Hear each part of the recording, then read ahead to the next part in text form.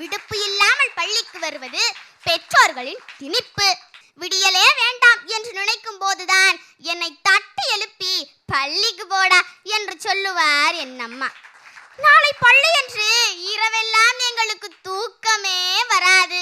இறை வழிபாட்டின் போது கொளுத்தும் வெயிலில் நிற்பதால் நாங்கள் வெளுத்து வெறுத்து போகிறோம். எங்கள் ஆசிரியர் பாடம் நடத்தும் போது அறிவியல் பாடம் ஒன்றுள்ளது.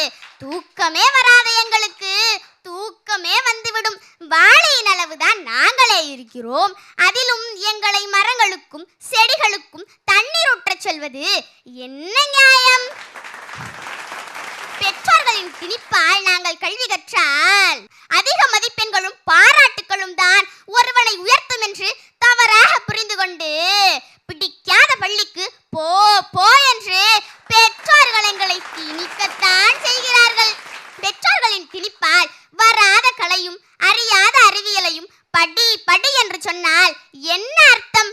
பால் வெண்மையாக இருக்கும் என்பதற்காக அதில் இனிப்பு இல்லாமல் குடிக்க முடியுமா? என்ன கொடுமை! பள்ளிகளில் இலவச புத்தகங்களும் புத்தக பைகளும் வண்ண வண்ண எழுதுகோளும் கொடுத்து எங்களின் தேவையை பூர்த்தி செய்யும் ஆசிரியர்கள் இருக்கும் வரை 100% இன்று பிள்ளைகளாகவே விருப்பப்பட்டுத்தான் பள்ளிக்கு செல்கிறார்கள் என்பதை நான் எப்படி மறுக்க முடியும்? அதனால் நான் அதை ஏற்றுக்கொள்கிறேன், அதை நான் வழிமொழிகிறேன்.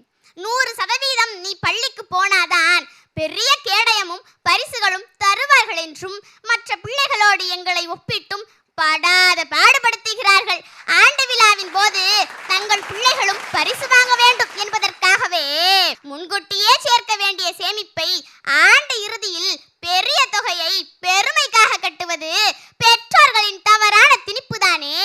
கல்வி கிடைக்குமா என்று ஏங்கிய குழந்தைகளுக்கு இன்று இலவசமாக கல்வி கிடைக்கிறது என்றால் அதை நான் எப்படி மறுக்க முடியும்? எதிர்த்து வாதாடுவதால் அனைத்தையும் என்னால் மறுத்து பேச முடியாது. அதனால் நான் அதை வழிமொழிகிறேன்.